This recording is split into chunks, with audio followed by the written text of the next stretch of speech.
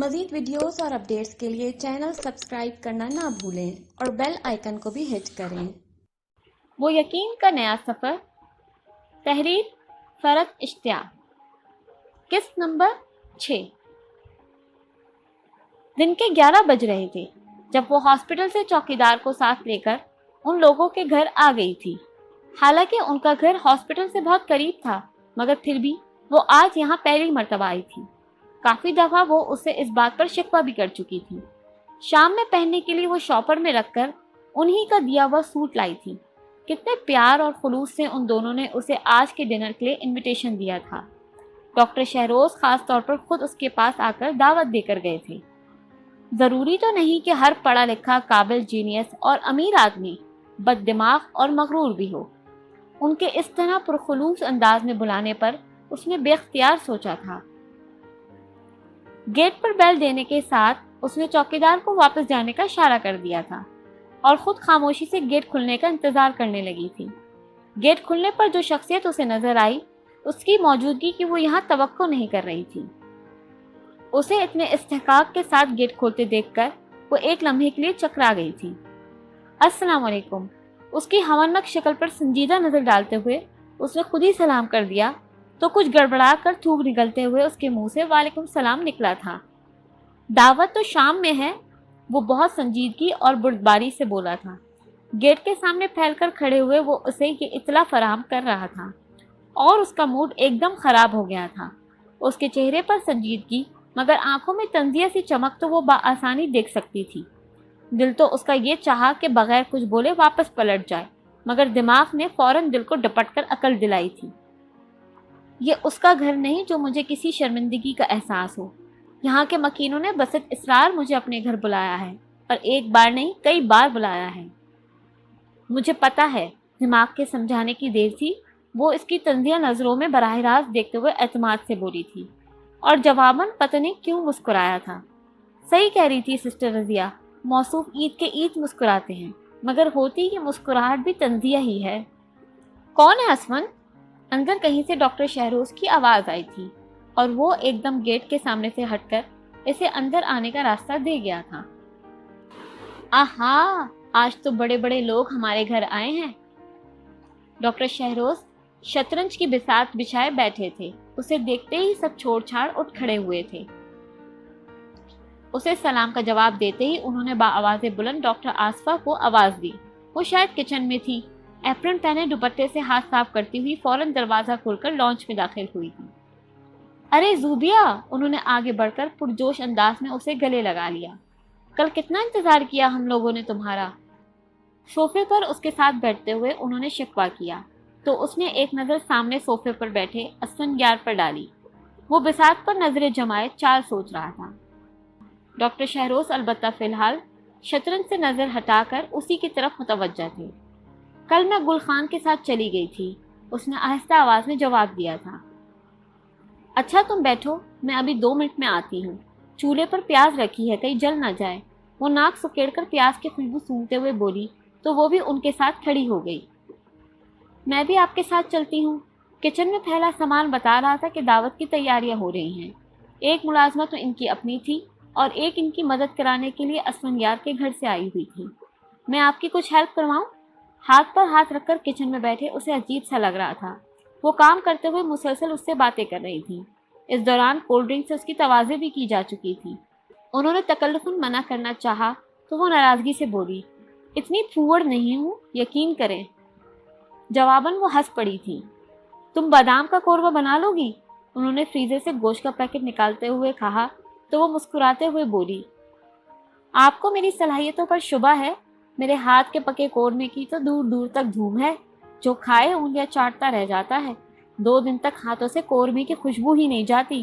اس نے اپنی شان میں خود ہی قصیدہ پڑھا تو وہ ہنس پڑی۔ قورمے کے لیے ڈھیر ساری پیاز باریک باریک کاٹتے ہوئے وہ زور و شور سے آنسو بہانے میں مصروف تھی۔ ڈاکٹر آصفہ، یہ ایگریکلچرسٹ اور باٹنی میں ریسرچ کرنے والے لوگ آخر کیا کر رہے ہیں جو اب تک انہوں نے ایسی پیاز نہیں اگائی جسے کاٹے تو آنکھوں سے آنسو تو نہ نکلے؟ آنسوؤں سے بھیگے چہرے کو دوپٹے سے صاف کرتے ہوئے اس نے کہا، کچھ چاہیے اسفند؟ وہ اسے جواب دینے کے بجائے اسفندیار سے مخاطب ہوئی تھی۔ جو اسی وقت کچن میں آیا تھا۔ ہاں، میں یہ کہہ رہا تھا کہ آپ چائے پلا رہی ہیں تو پلائیں ورنہ میں چلوں؟ ابھی سارے چولہے بزی ہیں، تھوڑی دیر ٹھہرو۔ اور یہ تمہیں جانے کی اتنی جلدی کس خوشی میں ہو رہی ہے؟ چپڑی کبابوں کے لیے مسالہ تیار کرتے ہوئے انہوں نے اسے ٹوکا تھا۔ ایک چکر ہاسپٹل کا لگانا ہے، پھر اس کے بعد کشمالہ اور سائم کے ساتھ آؤٹنگ کا پروگرام ہے۔ وہ اسے مکمل طور پر نظر انداز کیے ان سے مصروف گفتگو تھا۔ اسے کچن میں دیکھ کر زوبیہ کے بے تکلف انداز اور فرفر چلتی زبان دونوں غائب ہو چکے تھے۔ وہ کچن سے چلا گیا تو اس نے اطمینان کا سانس لیا۔ اسے اندازہ تھا کہ اس کی ان لوگوں کے ساتھ بہت اچھی انڈرسٹینڈنگ ہے، مگر پھر بھی اتنی زیادہ کا اسے اندازہ نہیں تھا۔ زوبیہ، تم ذرا چائے بنا کر دے آؤ گی؟ وہ پیاز کاٹ کر فارغ ہوئی تو انہوں نے اس سے کہا۔ ان دونوں کے لیے ٹرے میں چائے لے جاتے ہوئے اسے اپنی پوزیشن بڑی آکورڈ لگ رہی تھی۔ آصفا نے مہمان سے ہی کام کروانا شروع کر دیا۔ اس نے ٹرے سینٹرل ٹیبل پر رکھی تو ڈاکٹر شہروز نے افسوس سے کہا۔ جواب میں بغیر کچھ کہے صرف مسکرا کر وہ کچن میں واپس آ گئی۔ چائے پی کر وہ چلا گیا تو اسے اطمینان نصیب ہوا۔ بلا وجہ بندہ کانشیس ہو کر بیٹھے، سوچ سمجھ کر بات کرے۔ پہلے ہی وہ پیاس والی بات پر شرمندہ ہو رہی تھی۔ سارا دن وہ ان کے ساتھ مل کر کھانا پکواتی رہی تھی۔ اسفنیار کے جانے کے بعد ڈاکٹر شہروز بھی کچن میں آ گئے تھے۔ سلاد کے لیے سبزیاں انہوں نے ہی کاٹی تھیں اور ساتھ ساتھ اپنے چٹکلوں سے سب کو ہنساتے بھی رہے تھے۔ شام میں جب اس نے ان کا دیا ہوا بلیک سوٹ پہنا جس پر سرخ کلر کا ایپلک ورک ہوا تھا تو وہ بہت خوش ہوئی۔ واؤ، تمہارے بال کس قدر خوبصورت ہیں۔ انہوں نے اس کے لمبے سلکی بالوں کو ستائشی نگاہوں سے دیکھا تھا۔ اور تم اس لیے انہیں اتنا لپیٹ لپاٹ کر رکھتی ہو کہ کہیں نظر نہ لگ جائے۔ ان کے کامنٹس پر مسکرا دی تھی۔ وہ روزانہ جیسا ہی ہیئر اسٹائل بنانے کا ارادہ رکھتی تھی مگر انہوں نے ٹوک دیا تھا۔ ایسی بھی تم بڑھیا نہیں ہو گئی ہو، تمہاری ایج میں تو ہمیں فیشن کے علاوہ کچھ سوچتا ہی نہیں تھا۔ کھولنا نہیں ہے تو کم از کم چوٹی ہی باندھ لو۔ ان کے اصرار پر چوٹی باندھتے اور پھر ہونٹوں پر لائٹ براؤن لپسٹک لگاتے ہوئے اس کے اپنے اندر جنگ چھڑ گئی تھی۔ میں نے سوچا بھی نہیں تھا کہ خوبصورت آواز والی یہ لڑکی دیکھنے میں اتنی ہی حسین ہوگی۔ ہم لوگ سمجھتے تھے تم بدل گئی ہو، مگر بدلنا تو دور کی بات، تم نے تو اپنے ہی گھر میں ایسی بد کردار لڑکیوں کا پیدا ہوتے ہی گلا گھونٹ دینا چاہیے۔ کئی جملے اس کے دماغ میں ہتھوڑے کی طرح برسے تھے مگر پھر اچانک وہ ایک بات سوچ کر پرسکون ہو گئی تھی۔ ہاں، یہاں کوئی اس کا ماضی نہیں جانتا، یہاں کوئی اس کے کردار پر شک نہیں کرے گا، یہاں کوئی اسے تیار ہونے پر تانے نہیں دے گا۔ اس کے اندر مچلتی وہ لڑکی جس کا برسوں سے دل چاہتا تھا کہ وہ بھی اپنی ہم عمر لڑکیوں کی طرح سجے تیار ہو اور جسے اس نے تھپک تھپک کر سلا دیا تھا، آج بہت خوش تھی۔ ذرا سے چینج سے کتنی خوبصورت لگ رہی ہو تم، انہوں نے دل کھول کر اس کی تعریف کی تھی۔ سخت ترین سردی کی وجہ سے ڈنر کا اہتمام اندر ہال میں کیا گیا تھا۔ آہستہ آہستہ سب لوگ آنا شروع ہو گئے تھے۔ اسفندیار کے ساتھ بی بی جان، گیتیارا، کشمالہ اور سائم بھی آئے تھے۔ وہ اس وقت ڈاکٹر شہاب سے باتیں کر رہی تھی جب وہ اندر داخل ہوئے۔ ڈاکٹر آصفا اور ڈاکٹر شہروز نے بڑے پرتپاک انداز میں ان لوگوں کا خیر مقدم کیا تھا۔ باتیں کرتے کرتے اس نے کن اکھیوں سے ان لوگوں کی طرف دیکھا۔ سبھی لوگ خود جا جا کر بی بی جان کو سلام کر رہے تھے اور وہ بزرگانہ شفقت سے سب کے سروں پر ہاتھ پھیرتے ہوئے دعائیں دے رہی تھیں۔ کیا آپ ہم لوگوں سے عید بھی نہیں ملیں گی؟ سائم اور کشمالہ اسے دیکھتے ہی اس طرف آئے تھے اور ہم آواز ہو کر شکوہ کیا تھا۔ ارے نہیں، میں بس آ ہی رہی تھی تم لوگوں کے پاس۔ وہ ان دونوں کے پاس رکھی ہی نشستوں پر برجمان ہو چکی تھی۔ میں سوچ رہی تھی کہ تم لوگ عید کرنے تو گھر ضرور آؤ گے۔ اس کے کہنے پر کشمالہ منہ پھلا کر بولی، جی ہاں، تبھی تو آج انکل شہروز کے یہاں ملی ہیں، وہ بھی اتفاقاً۔ اس دن افطار ڈنر میں بھی نہیں آئی۔ کل ہم لوگ ملنے آپ کے یہاں آئے تو پتہ نہیں کہاں سیر سپاٹے کے لیے نکلی ہوئی تھی۔ تم لوگ آئے تھے؟ وہ حیران ہوئی۔ تو کیا ہم جھوٹ بول رہے ہیں؟ سائم نے آنکھیں نکالی۔ گیتیارا اور بی بی جان دونوں اسے دیکھ چکی تھیں۔ اپنی بدتمیزی کا احساس ہوا تو فوراً ان لوگوں کو سلام کرنے کے لیے اٹھ گئی تھی۔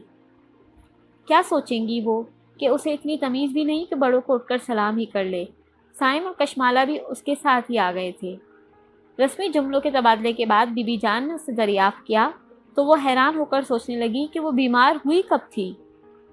اس دن میں نے تمہیں فون کیا تھا افطار پارٹی میں بلانے کے لیے، تو پتہ چلا تم بیماری کی وجہ سے جلدی چھٹی لے کر چلی گئی ہو۔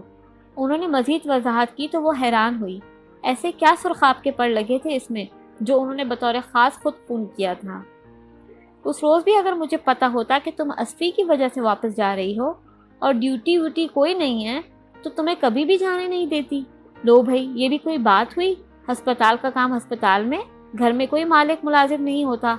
और ये अस्फी ऊपर ऊपर से इतना सख्त लगता है, अंदर से बड़ा मोहब्बत करने वाला है मेरा बेटा। कशमाला भी यही कह रही थी और मुझे भी यही लगा कि शायद तुम ना आओ, इसलिए खुद फ़ोन किया था तुम्हें बुलाने के लिए। लेकिन अस्फी से बात हुई तो कहने लगा कि वो तो छुट्टी लेकर चली गई हैं। मोहब्बत करने वाला प्यारा बेटा कुछ फासले पर खड़ा डॉक्टर शहरोज से बातें कर रहा था और यकीनन ये तमाम जुमले उसने ज़रूर सुन भी लिए थे। उस पर घड़ों पानी पड़ गया था। इतनी बुरी तरह तो वो उनके घर जाने पर शर्मिंदा ना हुई थी जितनी इस वक्त उनके मुंह से ये बातें सुनकर हुई थी। अपना जो बहुत संजीदा लिए दिए रहने वाला सोबर सा इमेज वो यहाँ बनाने में कामयाब हुई थी, कितनी बुरी तरह टूटा था। सोबर बनने के चक्कर में वो खासी बेवकूफ़ाना और अहमकाना हरकतें कर चुकी थी, मगर उन्हें ये बताया किसने? ये मोहतरमा है ना, इन्होंने उस दिन जब आप हम लोगों से नाराज़ हो गई थी घर वापस आकर सबके सामने सारी बात दोहरा दी थी। हालांकि मैंने कितने इशारे किए, कमर में चुटकी काटी, मगर ये सब बोलती चली गई। जो कुछ आपने हम लोगों से कहा था सब बोल दिया, वो भी मम्मी, बीबी जान और लाला के सामने। साइम ने खाना खाते हुए इसके पूछने पर कशमालक की तरफ इशारा करके कहा तो उसका दिल चाहा कि यहाँ से निकलकर भाग जाए। आप मुझसे नाराज़ हो गई? कशमाला डर गई थी। उसे बेसाख्ता नादान दोस्त और दाना दुश्मन वाली कहावत याद आई थी। नहीं, आपसे नाराज़ होकर कहाँ जाऊंगी। आइंदा कम अज़ कम कशमाला के सामने सोच समझकर बात करने का सोचते हुए उसने जवाब दिया था। सिस्टर रज़िया को वापस जाकर ड्यूटी ज्वाइन करने की जल्दी थी। मौका गनीमत जानकर वो भी उन्हीं के साथ वापस आ गई थी। हालांकि अभी डिनर चल रहा था। वापस जाने वाली वो दोनों सबसे पहली मेहमान थीं। अगले कई दिन वो असफनियार से सामना होने से कतराती रही थी। कशमाला और साइम ईद करते ही वापस चले गए थे। जाने से पहले जब वो लोग उससे मिलने आए तो वो उन दोनों के साथ उसी जगह आ गई थी जहाँ वो लोग पहली मर्तबा मिले थे। घास पर चट लेटे हुए साइम ने बड़ी दुख भरे अंदाज में उससे पूछा था, ज़ुबी आपी, आखिर हम लोग इस तरह छुप छुप कर कब तक मिलते रहेंगे? उसके फिल्मी अंदाज में ये जुमला बोलने पर उससे बहुत हंसी आई थी। इसे इंडियन और पाकिस्तानी फिल्में ज़रा कम दिखाया करो, उसने कशमाला से कहा।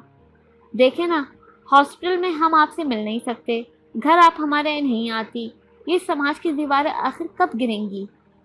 अब मैं कुछ बोली तो ये तुम्हारी अक्लमंद बहन साहिबा वहाँ जाकर सब अलम नशरा कर देंगी। इस बात का जवाब मैं तुम्हें कभी अकेले में दूंगी।